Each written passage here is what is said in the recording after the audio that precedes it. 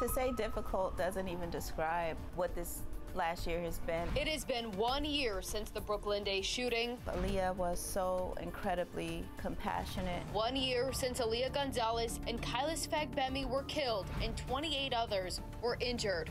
Today, we're remembering the lives cut short and demanding answers. What has HABC done in the last year? Do you think anything has been done to ensure that that doesn't happen again? Holding 3 key agencies accountable for the changes they've made since the shooting and for the questions left unanswered. It could have been avoided, I think, if the police had been in. Why do you think they weren't there?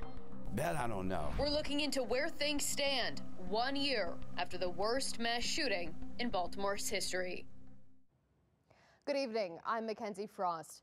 Tuesday marks 1 year since the deadliest mass shooting in Baltimore's history. It happened at Brooklyn Homes, the community hosting the Brooklyn Day block party like it had for years. Historically, the party had the potential to turn violent. FOX45 News found several online promotional videos for past parties showing large crowds, underage drinking, drug use, and weapons. In the early morning hours of July 2nd, 2023, the unthinkable happened. Fox 45's Rebecca Pryor was one of the first reporters on the scene of the mass shooting. She walks us through the timeline of events.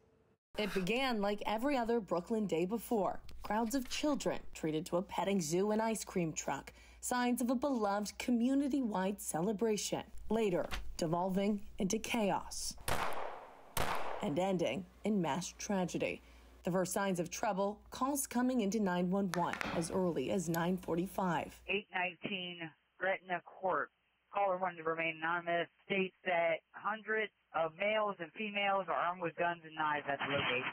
You might have to redirect that call to the National Guard then. 20 minutes later, tensions rising, but a short-staffed police department reluctant to respond. It's quite a big crowd. Transform right here. Any other units? By 10:22, the first of many shots fired reported. Yeah, discharge firearms coming in. Soon after, no boots on the ground, but BPD's Foxtrot flying overhead. Within an hour, the sounds of friendly fireworks. It says shots fired, gunfire. It says 4 along with fireworks. Replaced by a barrage of bullets. Adult female, number 1 female shot in the left leg. We need some units here. I need medics here. Between midnight and 2 in the morning, young crowds outnumbering police, growing more and more unruly and showing no regard for the lives of those around them. We don't have control of the scene. We don't have control of the scene. A time-honored tradition turned crime scene. So many shell casings littering the ground, officers running out of formal evidence markers, forced to use pieces of paper to mark clues and traces of bloodshed. In total, 2 lives lost, 28 others injured, a community wrecked with heartache, and a city changed forever. Rebecca Pryor, Fox 45 News. Following the shooting, Fox 45 News relentlessly investigated what went wrong. The Housing Authority maintains it had no knowledge of the party. So does the police department. That led us to question who did know about that party. We were able to confirm a 36-year-old West Baltimore man personally transported and paid for the rental of several party items and attractions. We found he rented this box truck on June 30th, seen in photos following the shooting. Court records show the 36-year-old has a history of alleged drug distribution in the neighborhood. We'll take a closer look at the mistakes made that allowed the shooting to happen coming up in just a few minutes. First, we want to turn our attention to the victims in the mass shooting. 28 people were hurt, 15 of them were minors. 2 people died, 20-year-old Kailas Fagbemi and 18-year-old Aaliyah Gonzalez. I sat down with Aaliyah's mother, Crystal Gonzalez, for an emotional conversation about her first year without her daughter. To say difficult doesn't even describe what this last year has been. You have no choice. You know, you have to continue to live. You have to continue to move, but you're missing such a huge part of your family, and there's nothing that you can do about it. Crystal Gonzalez, my poor baby, puts on a brave face to revisit the worst moment in her life. Aaliyah she was such a bright light in everybody's life. July 1st, 2023. But it was Saturday. I had some running around to do. Gonzalez dropped her 18-year-old daughter, Aaliyah, off at work. She later texted me to come pick her up. And those are our last, couple of exchanges of text messages. When the two got home, Aaliyah told her mom about a block party she was going to with a friend. That block party, the Brooklyn Day celebration at Brooklyn Homes. For the recent high school graduate, it was her first night past curfew. Imagine being jolted out of your sleep. So I'm like, what the hell was going on? What's going on? And he's yelling. He's like, Aaliyah was shot. A call in the middle of the night changed everything. It had to be about 1 in the morning. We rush out the house. I'm driving as fast as I can to get to Aaliyah, to this address that they gave me. That address burned into her memory. Crystal and her husband raced to Brooklyn Homes, a scene of chaos. 21-20, 23, can you come back around with me? I got another one down here. Give me some units here. I need medics here. People shooting and fighting at the location. Anonymous caller. Man, I work at a hospital. I've never seen so many ambulances, and I see an EMT closing the door on the back of one of the ambulances, and I'm screaming. I'm like, is she in there? Is that my daughter? Is she in there? They told me she was here. They were told yes, go to Harbor Hospital, but Aaliyah wasn't there. So she's still here. She's laying on the ground at 807 Gretna Court. We jump back in the car, and this time my husband's driving. Racing back to Brooklyn Homes, a scene filled with sirens, flashing lights, and where Crystal Gonzalez found Aaliyah. I see her to the left of me, and I saw white sheet. I saw people around her. I saw her foot, and she wore Crocs that day. And I knew that was her. I ran to her. I just knew it was over. It was so hard to see that it was over. And even a year later, again, this is the most horrific scene. It's a horrific thing that any parent could ever experience. And it plays over and over in my head that she did not get up. There was nothing that was going to change it. Someone's decision to pull a trigger, shattering a family forever. She would talk to me about everything under the sun. I created a safe space for her to be able to express herself. My only goal in life was to raise decent human beings, and I've done that. 5 people have been charged in connection to the Brooklyn Day mass shooting. Almost 1 year later, no one has been charged with killing 18-year-old Aaliyah Gonzalez. So many different guns, so many different fragments. I'm not going to wait for a detective to give me an update. I'm not going to wait for a prosecutor to tell me this happened. I cannot spend the rest of my days worrying about how those boys will live their lives. Can't do it. Without justice in the courtroom, Crystal and her family are focusing on healing. It's hard to look through this. One day at a time, putting the pieces of their lives together and navigating what life looks like without their little girl. I have to focus on Aaliyah's legacy and her life. That big smile and kind heart, gone forever.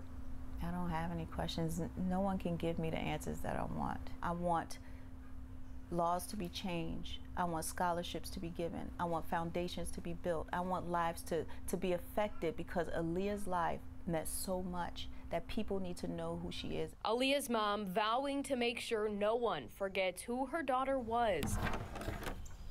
18 years old, high school honor roll, college dreams, a life cut short. Another victim of gun violence in Baltimore City. Following the shooting, Mikenzie, the housing authority and Baltimore Police Department came under fire for how they handled the tragedy. We'll take a closer look at their admitted mistakes and the changes they've made since, right after the break.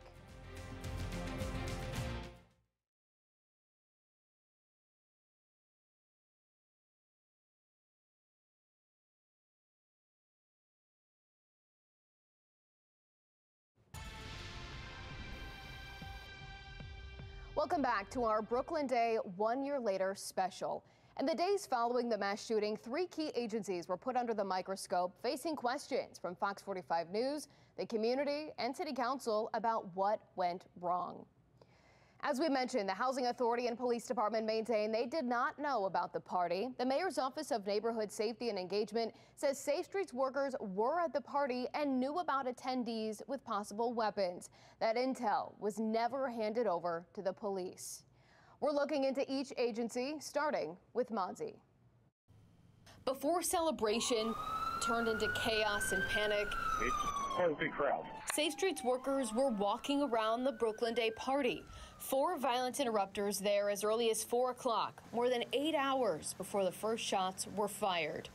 Outlined in this after-action report, the public getting a glimpse into what those Safe Streets workers were doing, mediating 5 conflicts between 8 o'clock and 10:30 that night, still before people started running for their lives. Those Safe Streets workers persuaded individuals known or believed to have guns to put them away and be safe, according to the report. But that intel, that people could have weapons in a large crowd, again never relayed to police. And just hours later, 30 people were shot. People shooting and fighting at the location. 2 of them were dead.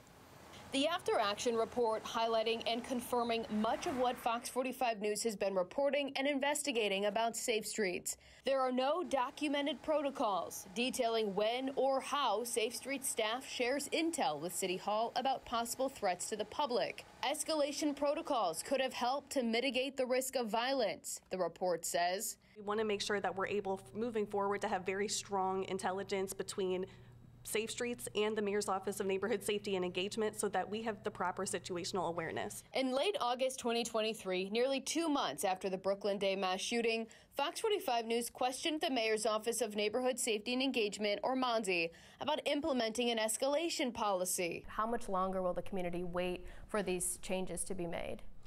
We're making changes immediately. The recommendations include a proposed policy, and so we're in the process right now of finalizing that. But do you have a timeline for when those changes will actually be implemented? As I mentioned, we have proposed language right now, and so we're looking to finalize that in the coming weeks. It would take nearly 6 months later before Fox 45 News obtained a copy of that escalation policy.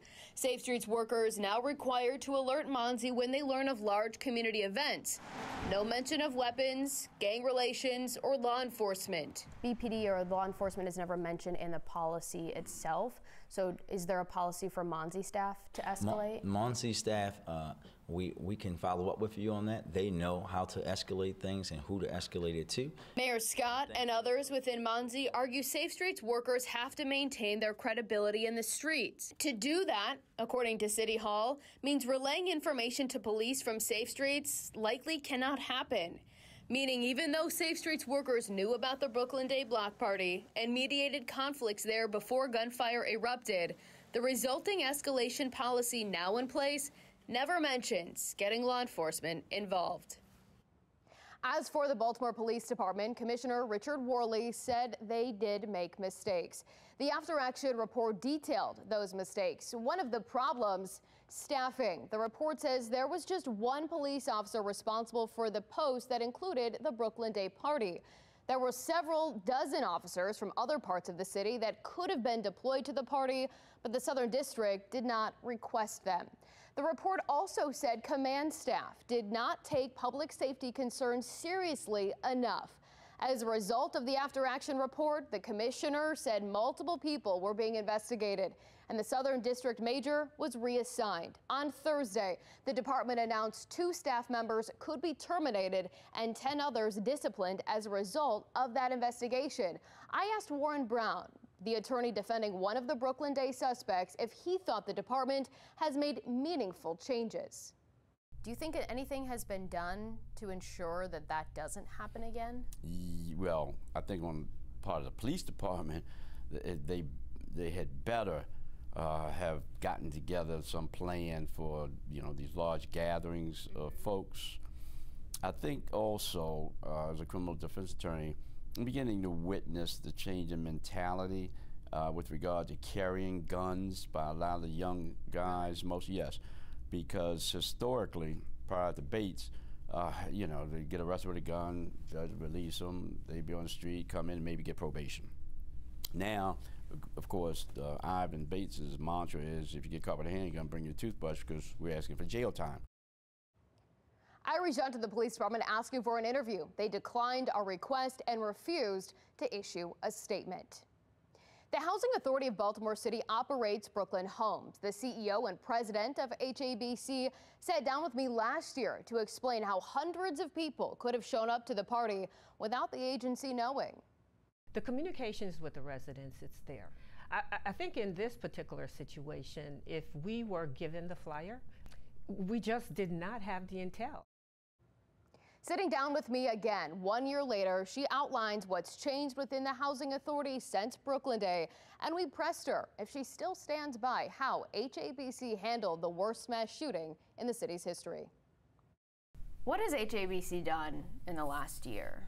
Oh God, what haven't we done, right? Housing Authority of Baltimore City President and CEO Janet Abrams says the first change was getting a Brooklyn Homes Tenant Council back in place. The 5-member elected board works with HABC and other city agencies to get a handle on local concerns and ensure events on the property are permitted. There's also a security manager, and instead of just Baltimore police keeping tabs on the cameras around Brooklyn Homes, we also have our own monitors who monitors those cameras 24 hours a day.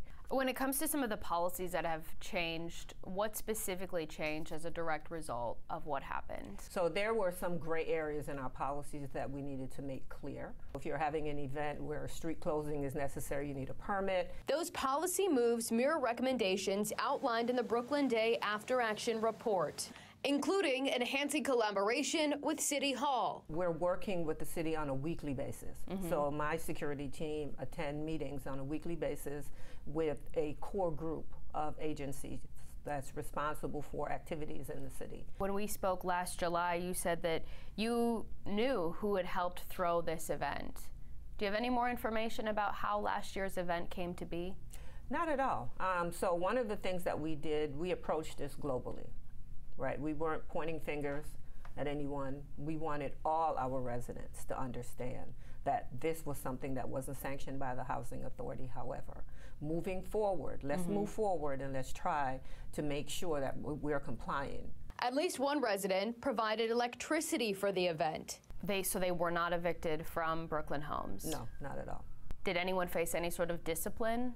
No. What we did was we really used this as a learning experience. Abrams reluctant to evict someone, noting when you are evicted from public housing, that person cannot apply to live somewhere else. You know, so at the end of the day, that's not what we want, right? We want to correct behaviors, and that's what we're trying to do. However, you know, should something like this occur again, we have communicated enough to let people know what the requirements are, and I promise you, things will change. Didn't people know that they should have gotten a permit last year, though? Yeah, they did. So why not take disciplinary action against the people responsible? It wasn't appropriate at that time.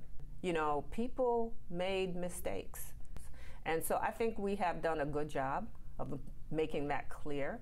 And should anything happen across any one of our properties moving forward, I think our approach will be much different. Do you believe that the response from HABC was acceptable and the appropriate response to what happened in Brooklyn? Oh yeah, I stand by that.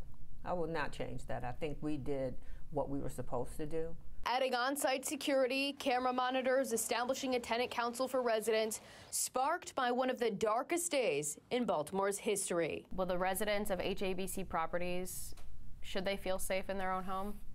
I would hope so. I mean, what little we can provide, you know, as a housing authority, we're doing that. 5 people have been arrested and charged in connection with the shooting. We'll examine where the cases stand after this.